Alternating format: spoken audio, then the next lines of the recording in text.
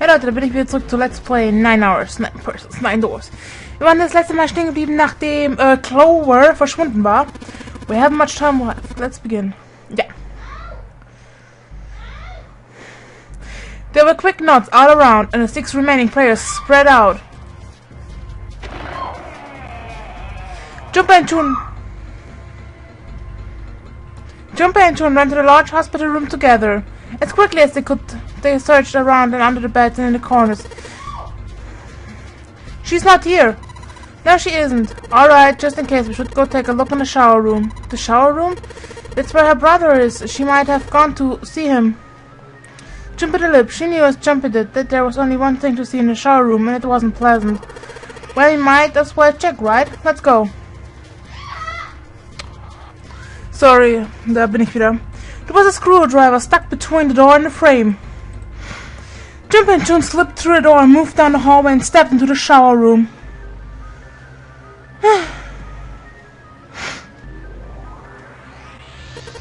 No luck. Yeah, I don't think she's here. Jun's voice was faint and she placed her hands over her mouth. Her face looked a little green. The stench in the room was almost unbearable.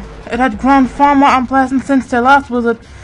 If Jumpy had eaten her lunch, he would have had difficulty retaining it. Vorhin hat noch gesagt, es sieht aus wie Spaghetti. Also von daher. He wanted to leave the room as soon as possible, but he had to be sure, and the only way to be sure was to check the other side of the divider. Wait there, wait here. Chun offered no resistance and nodded weakly to Jumpy as he headed around to the divider. He stopped at the corner and turned his head. As he expected, Clover was nowhere to be seen. The only thing on the other side of the divider was a dead body lying in a reddish-brown puddle of drying blood. There are many ways a man can die, but this... The skull was shattered, and the head little more than a pulpy mass of brain, bone, and viscera. The left arm was hideously twisted into a horrific alien shape, the bright white of the ulna shining through the remains of skin and muscle. Huh? Wait. Bright white. Ulna. Bones. The piece fell into places. Jumpy remembered something Clover had told him in the laboratory. My brother's left arm's, it's not like a normal person's arm. The accident hurt him really bad. To save him, they had to cut off his arm. Of course! Of course! Why hadn't he realized it earlier? Clover had told Jumpy that Snake's left arm was prosthetic. But the left arm of the corpse behind the divider was quite clearly a real human arm, or at least it had been once. That meant the corpse!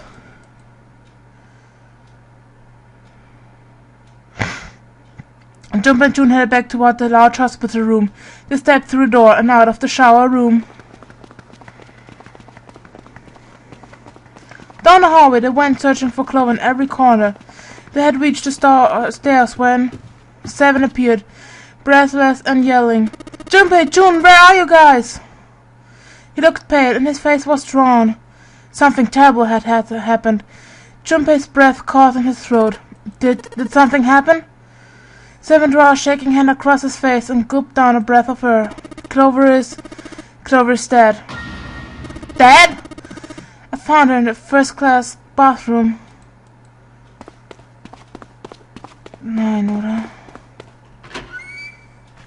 Clover ist tot.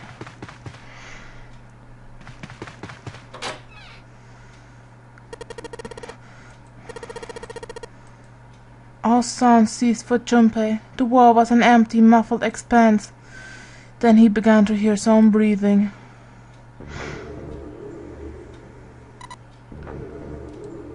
Jun's mouth moved, but he heard nothing. She tried once more, and then her energy was gone, and she collapsed against the wall. He could have helped her, but he hadn't, and now she was dead. So he stood there, frozen in place. Clover. Clover. Why? Why had this happened? He forced his body to move. Each step felt like another nail pounded into his heart. Finally, he was in front of her. He knelt and placed 3 fingers against Clover's neck. No pulse, no breath. But she was still warm, and her eyes were closed peacefully. It would have been easy to think she was asleep. Easy, that is, were it not for the slowly expanding puddle of blood beneath her. He traced its source to her back, a gash just beneath her shoulder blade. Was this weapon a knife, perhaps? If it was a knife, the killer had taken it when they left. When he closed his eyes, he saw Clover's smile, her innocent smile, her energy. He would never see her smile again. He could have done something. He could have helped her. His stomach twisted itself into a sickening knot. Jumper lifted limp June from the floor and carried her from the bathroom.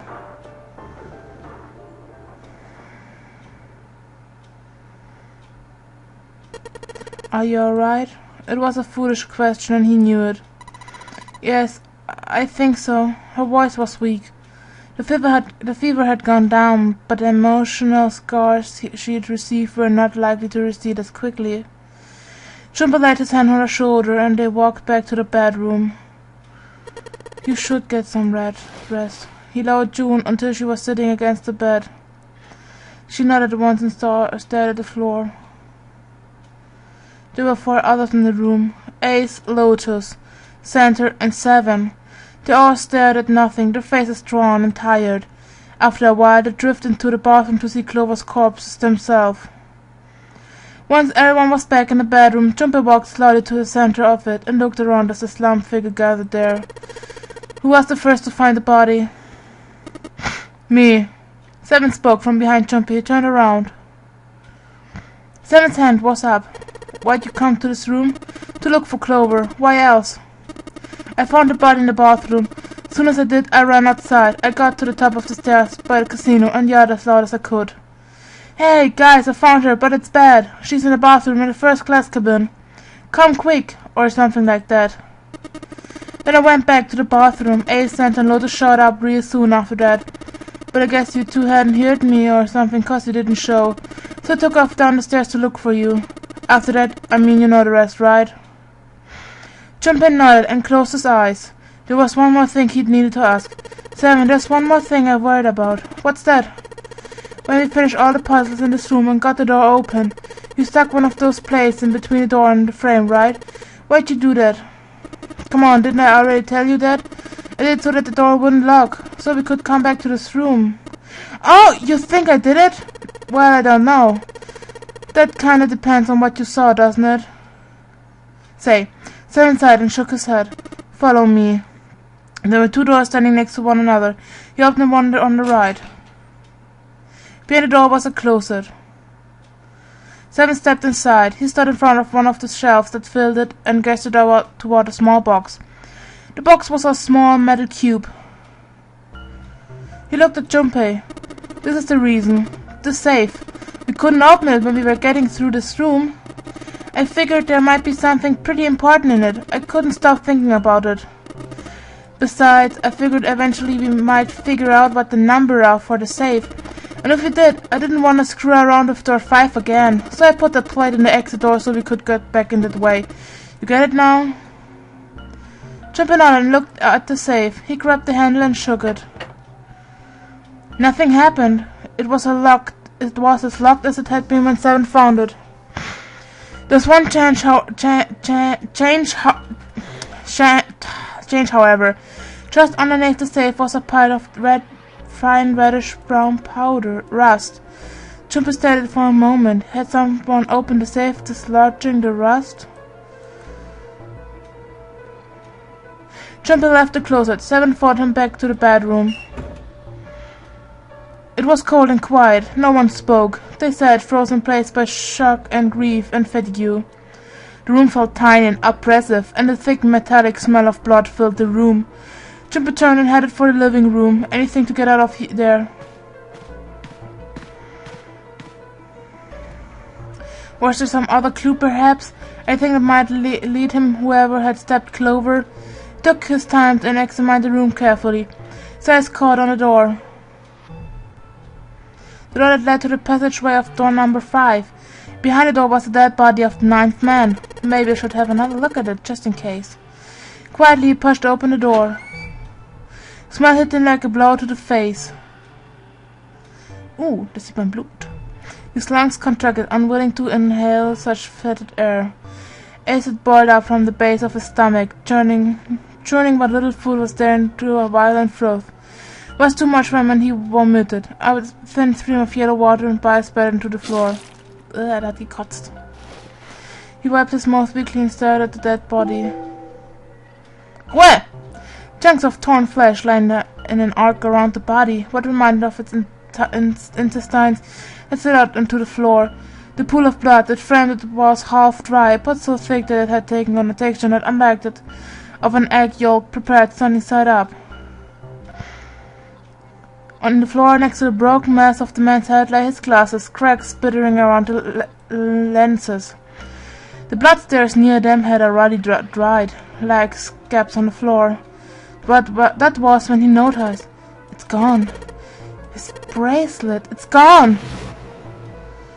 It had been there when Jumper had gone through door 5 there before. He was sure of it. Right next to the glasses. But now...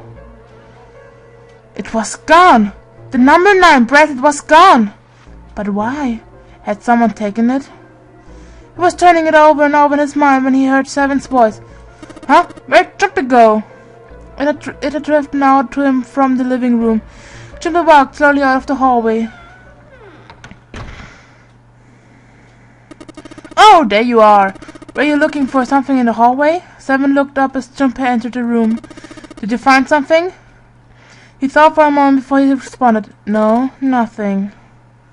Technically, it wasn't a lie. He hadn't found anything in a way. In fact, it was a problem. Something he'd expected to find hadn't been there. The 9th man bracelet. What's up? Oh, well, I want you to take a look at something. What is it? Suddenly jumped back to the bathroom. As Clover's corpse came into view, he felt his heart flip and then fall to the bottom of his stomach. Something between a sigh and a groan escaped his lips. What is it what you wanted to show me? His voice was hollow and empty. I searched Clover's body again. I found this. As he spoke, he moved around Clover's head, then knelt down and flipped over her right hand. What? She was holding a piece of paper. I haven't actually looked at it yet. Didn't want to disturb the crime scene, you know. Basic stuff. Well, I did borrow one thing. He wasn't sure what that meant, but it likely didn't matter. The paper was more important. He picked it up and carefully opened it. There were 2 sentences written on it. Truth had gone, and truth had gone. Ah, now truth is asleep in the darkness of the sinister hand. Diesen Satz konnte ich mir merken. Das ist so geil. Jedes Mal, wenn ich dann sage, truth had gone, and truth had gone. Ah, now truth is asleep in the darkness of the sinister hand. What is this? Some kind of secret code? Seven peered over Jumper's shoulder at the note. Jumper stepped away from Clover's body and into the living room. He began to pace, attempting to decode the note. The first clue was likely the phrase, sinister hand. Sinister hand means... left, oder? Ich mein... Ja, die machen doch immer so... Ja, left hand was the term used in heraldry that mean to the left of the bearer of a coat of arms. The left hand. What did the left hand mean? Jumper looked at his own left arm. At a bracelet on his wrist. Did the darkness of the sinister hand have something to do with the bracelet? He examined the bracelet closely. There were 2 protrusions on either side of the face. The left and right side of the face. Left and right, right and left. Truth is gone, truth gone. It sounded funny. What did it mean? Truth gone. Maybe those 2 words?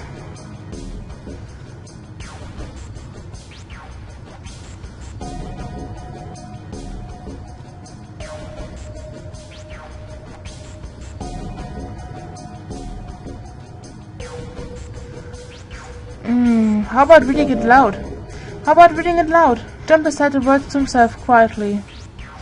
Nothing. They sounded exactly as he'd expected they would. Time for a different idea. What else? What else could they mean? What else could gone and truth mean? Truth, of course, means something that was correct, something that was fact, in other words, something that was right. It would follow then that gone meant left. After all, after someone left, they were gone.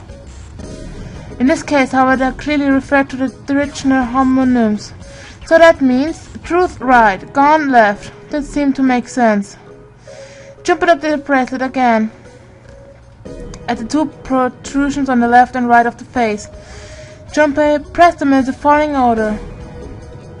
Truth had gone, truth had gone, truth had gone. Right, left, right, left, right, left. Right, left, right, left. And then 1, 4, 3, 8, 3, 4, 2, 1. One after another, 8 numbers flashed on the then turned off the face of Junpei's bracelet. He checked one more thing to be sure. One more time also. 1, 4, 3, 8, 3, 4, 2, 1. 1, 4, 3, 8, 3, 4, 2, 1. Huh?